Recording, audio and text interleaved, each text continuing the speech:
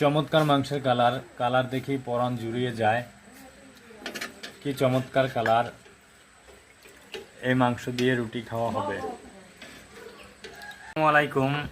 গ্রামের বাড়িতে আজকে সেই বরিশালের ঐতিহ্যতম রুটি পিঠা তৈরি করা হচ্ছে। এই যে দেখুন, এরা সবাই রুটি পিঠা তৈরি করার জন্য ব্যস্ত আছে। বরিশালের বিখ্যাত রুটি পিঠা। এই পিঠা গরুর মাংস, মুরগির মাংস দিয়ে খেতে অনেক মজা। যাদের বাড়ি বরিশালে তারা অবশ্যই হয়তোবা এই রুটি পিঠা, চালের গুঁড়ির রুটি পিঠা খেয়েছেন। এগুলো মাংস দিয়ে খেতে অনেক মজা। এই যে দেখুন, ভাজি করা রুটি আর এই যে মাংস নেওয়া হচ্ছে। দেখি মাংসের কালারটা দেখুন, কি চমৎকার কালার। এই মাংস দিয়ে এখন রুটি খাওয়া হবে। মাংস দিয়ে রুটি খেতে আসলে দারুণ মজা। মাশাআল্লাহ, চমৎকার মাংসের কালার, কালার দেখেই পরাণ জুড়িয়ে যায়। কি চমৎকার কালার! এই মাংস দিয়ে রুটি খাওয়া হবে। এই যে রুটিগুলো এখন ভাজি করা হচ্ছে গ্রামের মাটির চুলায়। এই যে দেখুন, কি চমৎকার রুটিগুলো ভাজি করা হচ্ছে।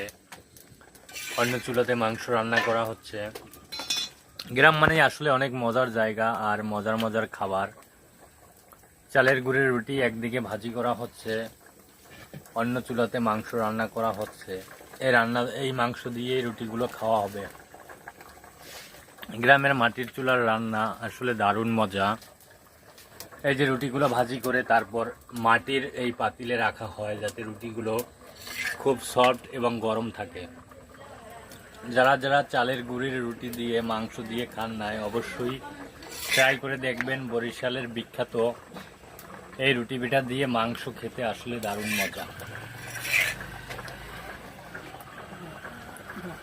দেখুন কি চমৎকার পিঠাগুলো ফুলেছে।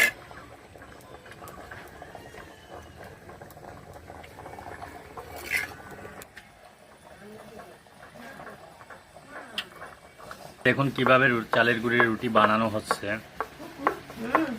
আর আমাদের বাড়িতে অনেক লোক, তাই অল্প পিঠায় হয় না, অনেক বেশি পরিমাণে বানানো হয়। এই যে দেখুন, এগুলো তৈরির পরে আবার এগুলো দিয়েও পিঠা হবে। এই যে দেখুন, দুজনে একসাথে রুটি পিঠা তৈরি করতেছে। দেখুন কি চমৎকার রুটিগুলো তৈরি হচ্ছে।